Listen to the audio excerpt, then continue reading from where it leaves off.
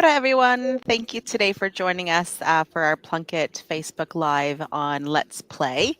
My name is Alyssa. I am a registered nurse and I work for Plunkett Line. I've been with Plunkett Line for about 2.5 years now. And this topic of Let's Play is near and dear to my heart as I have two little children of my own who are 3 and 5. So play is obviously a big part of my household. Today, I am joined with Rosary and Matiaki from BestStart. So I'll hand over to Rosary to introduce herself. Kia ora everyone, I'm Rosary and I am a centre manager at BestStart Hobsonville. I was given this opportunity to come in and join, and I'm excited to talk about play. I have 3 children of my own. My youngest is 4. I have a 11-year-old and a 15-year-old.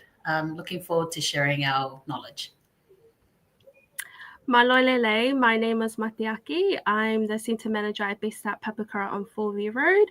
I'm an auntie of 4, 2 nieces and 2 nephews, and I'm happy to join you all today just to really talk about play and how meaningful it can be for our tamariki. Thanks, ladies, and thanks for joining us today. And obviously, lots of knowledge that we can all kind of bring together today with having aunties and mums in the mix, which is obviously so important as we work together as a whānau. It's creating that village that we use to build up our children. So things that we're going to talk about today in this chat is the importance of play for development, ways that we can play and interact with our children, supporting and shaping cultural identity through play, playing safely, how tamariki can play with each other and interact with each other, and how play may or may not help our children as we prepare them for school. Another really exciting thing that we have today is we've got a giveaway with our friends at BestStart, and we've got a book bundle, so 2 different books for 1 lucky winner.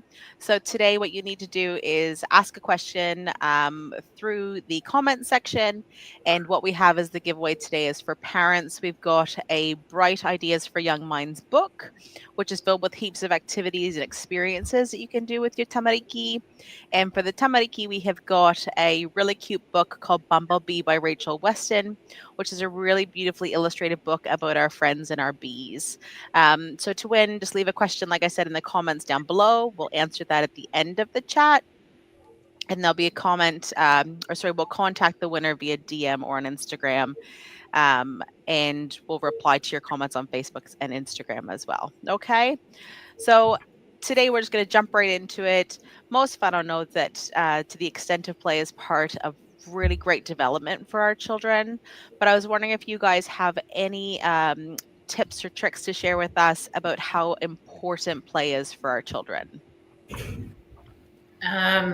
So for me, I think the biggest thing is play is one of the most natural way that children learn about themselves and about the environment that they're in.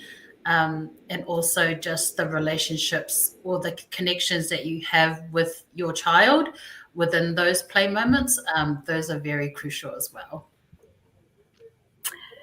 Play is also a great way for everyone just to kind of share, experiences with each other, growing up, myself and the outdoor background, I'd always play childhood games as well. So using that as a tool, when you're in the center or at home as well, it's a great way to connect with each other, involving your grandparents, your auntie and your uncles. So yeah, play, you can do a lot of things with it.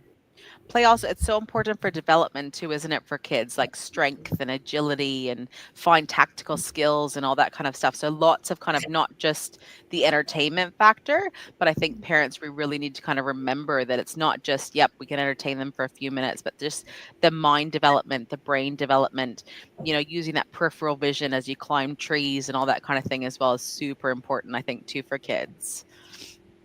And how can we kind of involve and really get kind of older whānau involved in playing with our children? I think with families that do have that opportunity with older whānau with them in their household, my go-to is definitely involving children along with the cooking.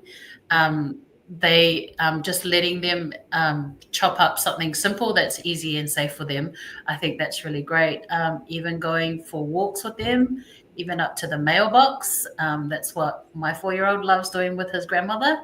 And then they talk about the number recognition of the letterbox, and now he knows what number 4 looks like, and that's also good learning. Yeah, so just doing anything at home and involving them as much as possible is a great way to get involved with them. I really like how Rosemary said that as well. And, a lot of our parents, when they do come into the centre, they come in with, aspirations, and that's based on, some of those home experiences that children and their families kind of go through, and bringing that into the centre and, having it there kind of makes them feel a huge sense of belonging as well. Involving parents, another great way within the centre is excursions as well. So you can go to excursions depending on what children's interests are during their play. It's a great way for them, just like Rosemary said, going out to places, pointing out to buildings, being able to identify their local community as well, and the local people around them. Mm-hmm. That's awesome. And I think another thing we need to remember is that play doesn't have to be, right. We don't have to set up these elaborate, Instagram worthy kind of things for children. They don't need all that, a bit of water, a bit of sand, a bit of mud, happy days. Doesn't have to be extensive, it doesn't have to be expensive for children either. And again, I think, right. And again, involving adults with the play and involving, grandmas, aunties, uncles, everybody. And it's all about connecting, isn't it, really? And it's getting Mm. off of our screens, put that phone down, and just be with them. And another really important thing, I think, is sometimes adults feel like they really need to be the one to entertain the child, right? I need to play with them. Let them guide you, right? They want to walk that way and they're going to go and, pick at the bark on the tree. Cool. Let's go and ask them, what does that feel like? Is it hard? Is it rough? Is it smooth? Does it flake off? All those little things, we may not look at those as being play, but really that is for kids, Mm. right? All about, engaging them and just being with them. So thanks, guys, for that. Other things that we can look at and that I find really, really, I mean, obviously I'm not from New Zealand, I'm from Canada, but something that I find is really, really beautiful is how can we merge in our culture into play, and really kind of enhancing the cultural experiences, the cultural knowledge. What can we do with our kids to kind of foster that within them? Definitely, from a younger age, definitely starting with your traditional cultural nursery rhymes, if you have them. Sing it to them every day before bed, any time of the day. Just having that repetition helps them not only pick up the language, their native language, but it also connects them to the culture. And any games that we used to play growing up in the islands, you could teach your children that as well. I think that would be a great way to keep that culture alive. Yeah. Being Pacifica myself, I grew up with my nana telling me stories about, the old days, and even sharing some legends. So in Pacifica cultures, legends are very rich, and it really tells the story about, how things, how Earth was put together, or, using that as really going back to old school as well. And music is huge as well. So being able to play a guitar, picking up a tambourine and just using that as well really engages children. Just like Rosemary said, singing nurseries as well really helps children feel a lot calmer as well, and helps them have that connection to their culture. Yeah. Yeah, and I think, again, dance too, right? Kids love music. So, right, we can play music together, but we can also just dance. It doesn't have to be perfect, but whatever.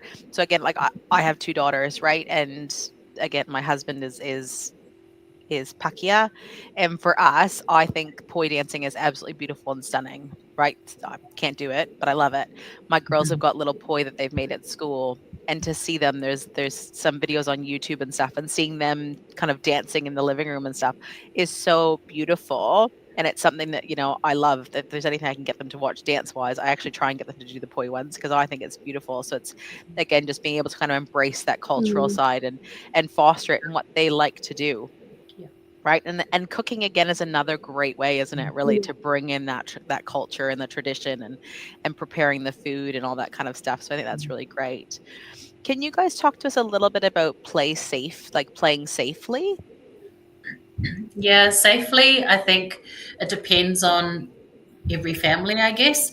But I think for me, the biggest standout to have safe play is that connection that you have and the relationships you have with your child. Hmm. Because the more connected you are, the more likely the child will, share their feelings, share their thoughts, but also kind of when you're making sure that they don't go running there, they're likely more to, I guess, follow the instructions. But yeah, it's being present and making sure that the environment's safe. So going to a familiar place, maybe checking the environment beforehand before you go there, just to make sure that it's safe. But also just supervising close by and not being the overarching, like, don't touch Mm, this, don't touch that, because that's how they learn. They need to be able to touch everything. hmm. So giving them the time as well. Hmm. um Safe play, there's a lot of understandings around what that looks like, how it might look like in your homes, what your child might have experienced, what you might have experienced as a child growing up as well. And that I've noticed that kind of impacts sometimes your intention of what that might look like in the center. So Hmm. safe play is also about working along the side and coaching them around those skills like confidence, independent, as well as communicating to each other as well. So Hmm. when you're during play, a lot of the times, you might be able to be playing like duck duck goose, or even you're doing the trust fall game as well for a lot of the preschoolers as well. So around that play, it's very important to use a lot of that intentional language, Hmm.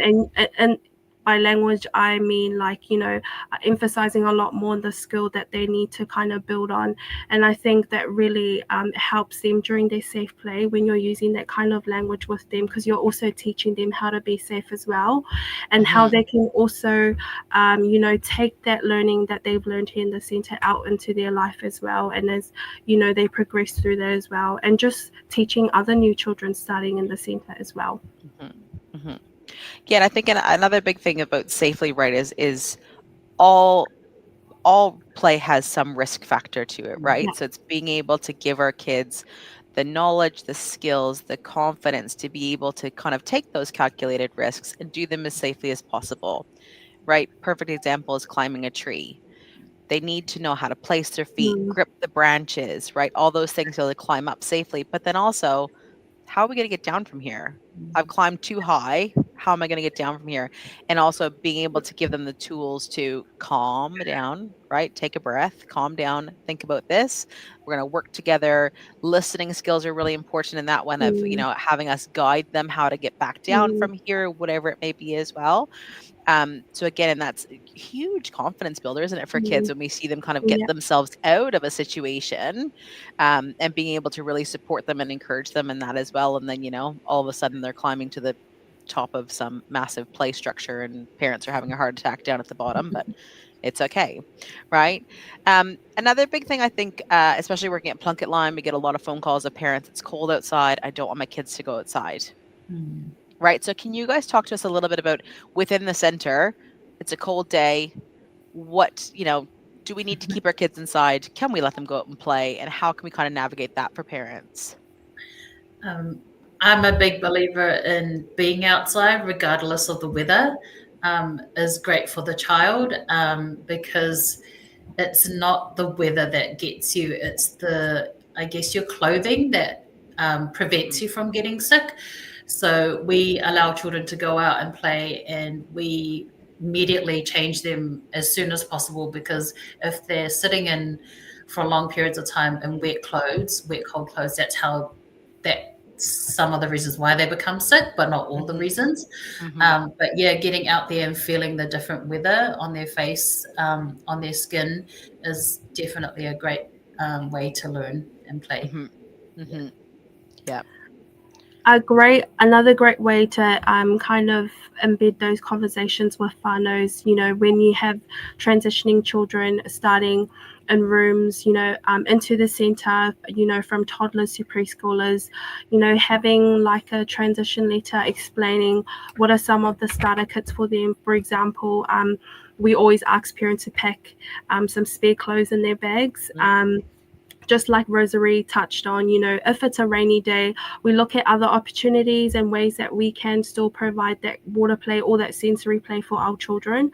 So we use warm water as well. So when it does get cold, teachers do replace it and go refill the water as well. And you can see, how much it makes children very happy and how engaged and focused they are and how calm they are, just putting their hands in the water and really kind of just discovering that as well as children. And, children have a lot of ideas, when they play as well. So when they see us allowing them to do that, and giving them the agency to do that, it makes them happy. And also they also teaching their parents around those as well.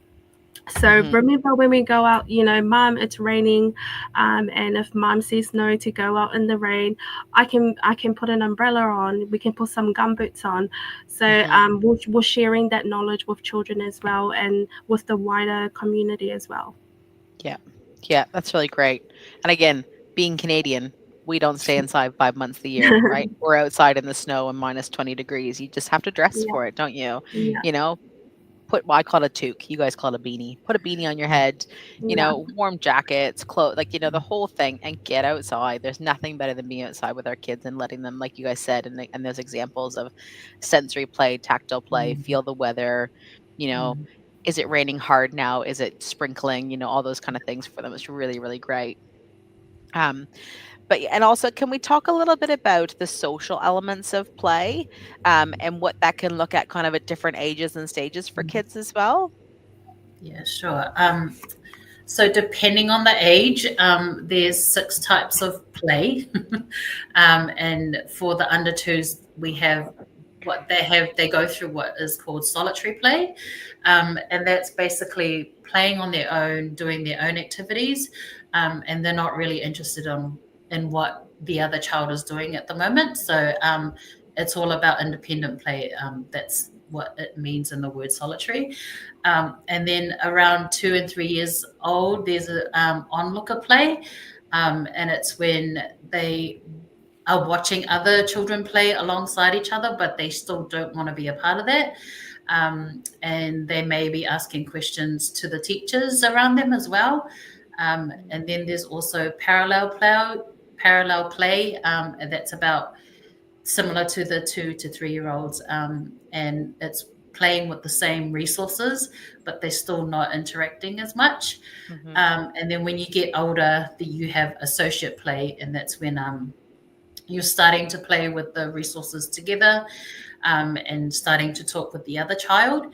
And then the last one is cooperative play, which is basically just playing together, sharing the same goal, and problem solving as well. So like helping each other across the monkey bars, I guess. Mhm. Yeah, so those are the stages of play. And the most important thing for me to share around play is each stage builds on to the next one. And even if a child is not showing one of the stages of play, it doesn't mean that anything's wrong with them at that time. And children tend to move back and forth between the stages. I Thanks for think that, Rosemary. I think Rosary covered quite a lot, but I really like how she kind of touched on the different stages from infants, toddlers, and preschoolers. Mhm. Within BestStart, we have what we call a Set for School program, and that isn't necessarily just for our older children, our preschoolers. It's also another opportunity for parents to look at, the skills like Rosary mentioned that each child can learn, as they grow as they progress or achieve a little step, like even for babies when they're crawling as well, having that confidence to walk on their own, that independent, as they go to toddlers, learning how to use, the toilet as well. Mm. Those kind of moments as well. You can also use play as a great way to kind of engage them a little more in those kind of transition periods, because it does help them a little bit as well. And preschool more focused as well, but also, there's a lot of skills that children learn through social play. And being at home and being at the center are two separate settings. So Mm-hmm. for some parents, in my experience, when my child is at home, they're very great, they interact well. And when their child does start in the center, there's those moments where they're talking about their feelings, they're crying. So I feel like that's a good opportunity just to kind of share, how different those environments are, because they are, with a lot more children than they usually are at home. So it's a great way for children to kind of learn how to navigate through those challenges, and like Rosarie touched on, problem solving. Fabulous. Thanks, guys, for that. And lastly, before we've got some questions, but we'll finish off here. What is some advice that you can give Fano about their tamariki that are getting closer to kind of that school age and transitioning to school around play? Yes, Matsuaki did touch base a little bit about BestStart Set for School Focus. So each centre is different, and my advice would be for the parents is just really connect with your child's teachers, and share with them any concerns or any questions that you may have. Talk to them, even if you can schedule a time to meet and go over your expectations or anything you don't know about or unclear about for school. Hopefully the centres would have connected with the local school to help Mm-hmm. with that as well.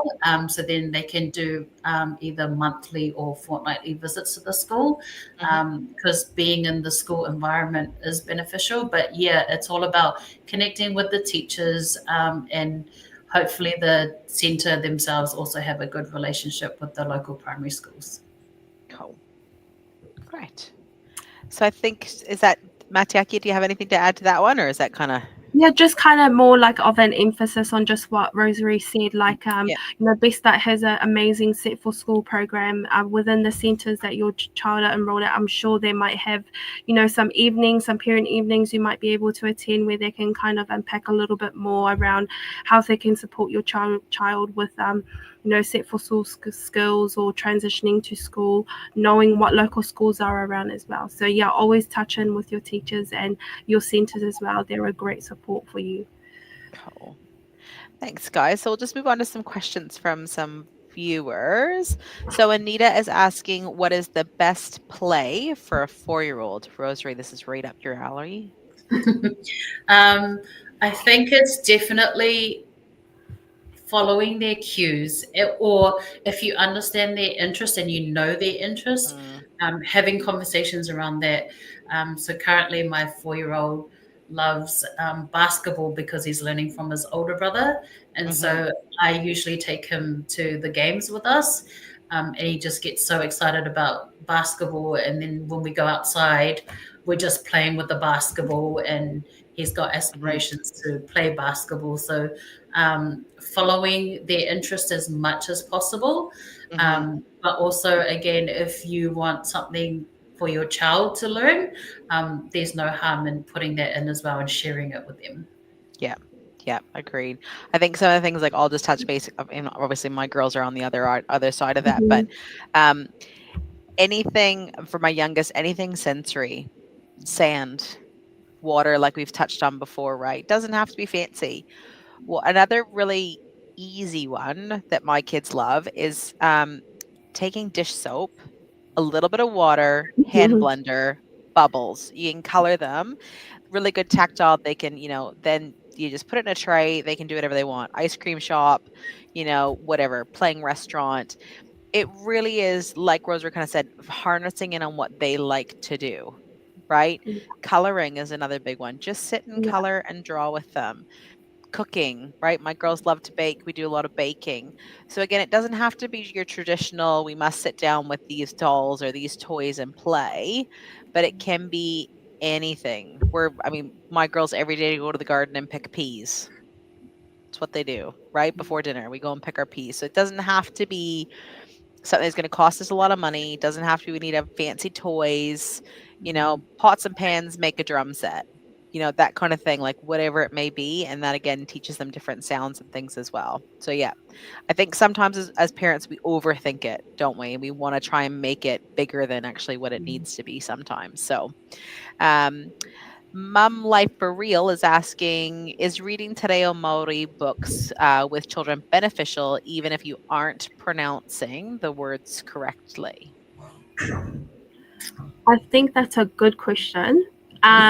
So there's a lot of you have a lot of places where you can touch in for support, around that, like people that who might be friends that of that might speak Te Reo Māori fluently, your teachers, for example, in the center as well. And just I'm confident there are some apps as well that you can download which can help you with pronouncing those words correctly as well. But it's all a learning process for everyone. So I like that you are give it and go. So I would just encourage you to keep it going and just touch into those learning support places that can help you. Yeah.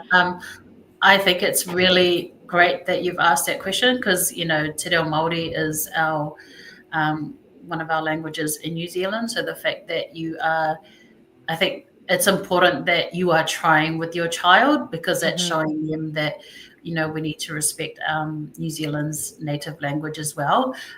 So yeah, as Matiaki said, so some websites that can help you with pronunciation if you are struggling. But yeah, reaching into friends or teachers that are fluent in speaking Te Reo. But yeah, well done. Great way to learn together too, isn't it? Yeah. Like, a beautiful thing. I wonder if there's, now I haven't looked into this, I'm just off cuffing this one, but sometimes I wonder if if YouTube may have like a follow along kind of thing with a book, because I know they do that with some other books. I wonder if there's like, if you YouTube that book title, if there may be someone who's doing like, flipping the pages and reading it in Te Reo, and then that way you can kind of follow along and learn, kind of correct pronunciation as well. So that might be worth looking into. So thanks for that question. Another question is, what is your recommendations for play for a 5 to 6 month old at home? I love working with the babies. I'm an infants teacher at heart. So at home, it's just giving them time to be on the floor because being on the floor helps build up their core muscles and just keep something close to them. So it doesn't have to be, bright and shiny and makes the loud noises. Even just playing with a scarf, that would be that's a lot of learning for them.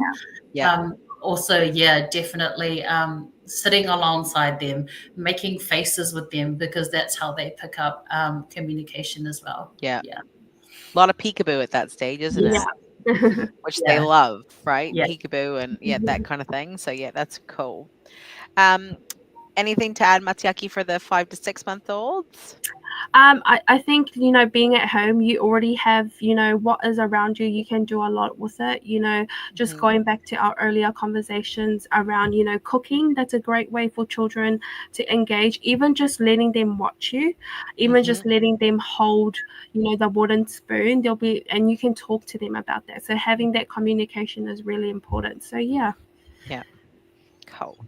Another one I think I remember doing with my little ones at this age was, it's messy, but my house, we're a lot of messy play in my house, which is great, and a lot at daycare. She must have been about, because she was sitting up on her own. I put just paint on we're outside, put paint down, like just blobs of paint, and just let her kick in it.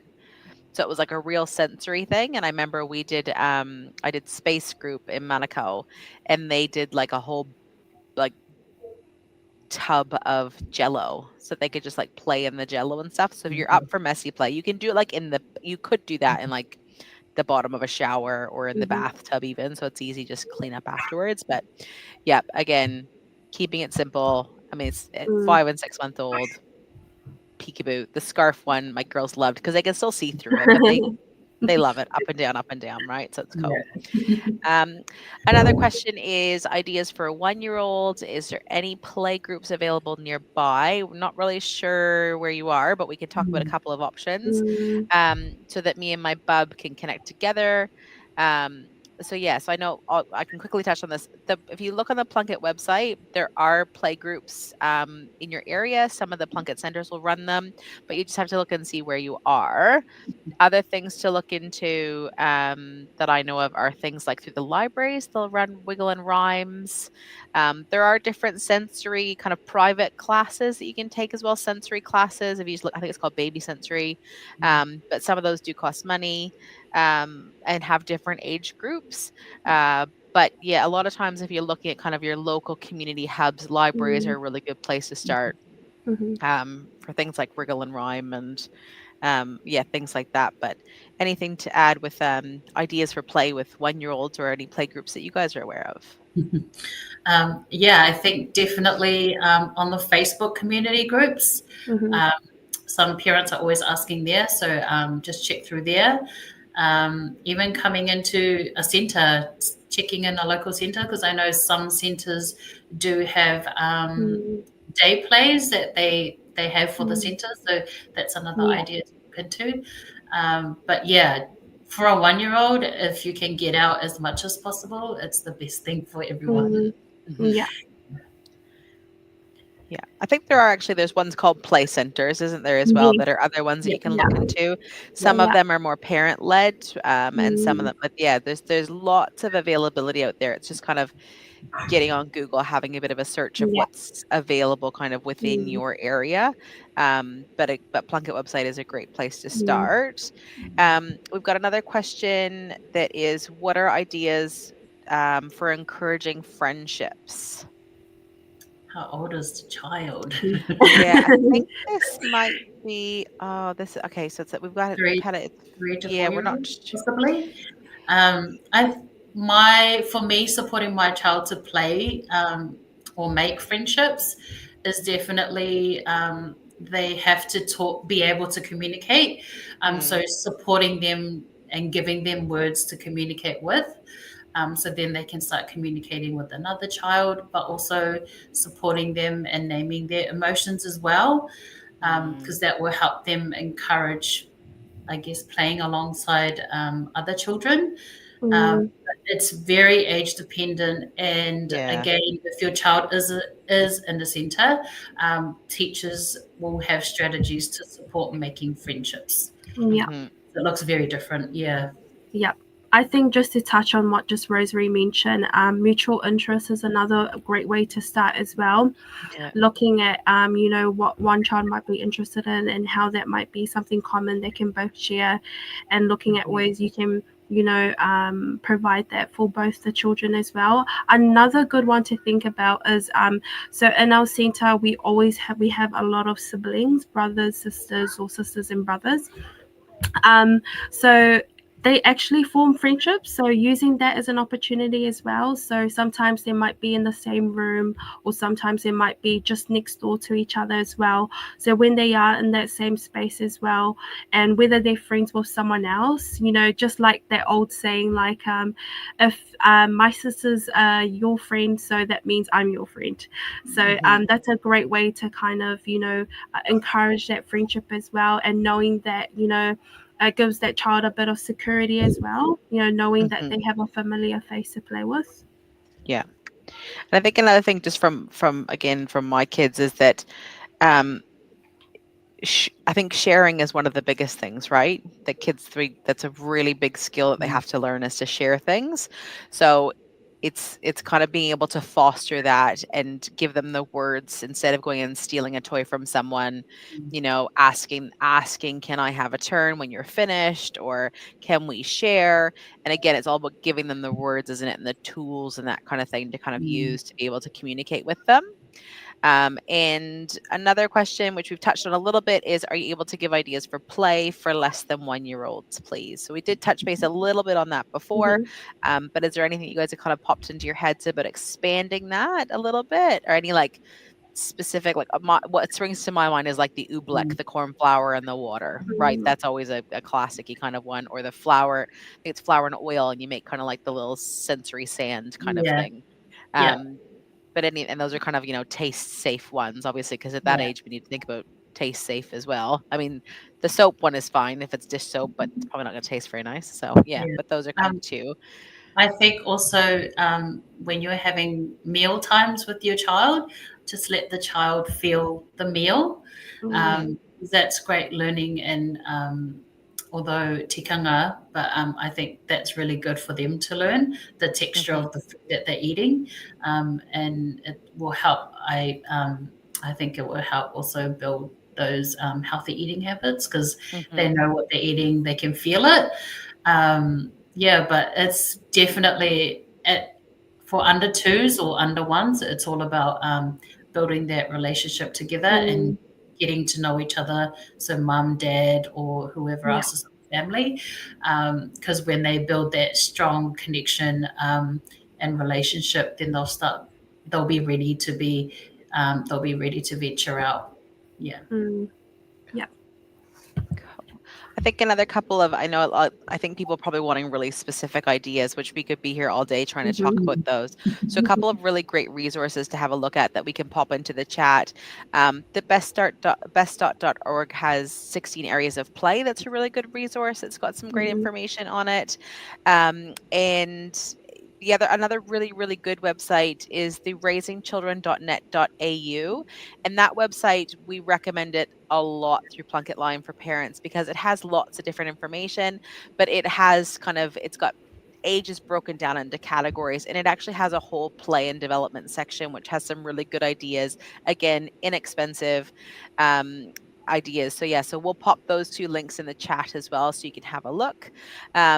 So another thing is we will for the winner of the giveaway today, you'll be sent a DM, and congratulations to whoever that may be.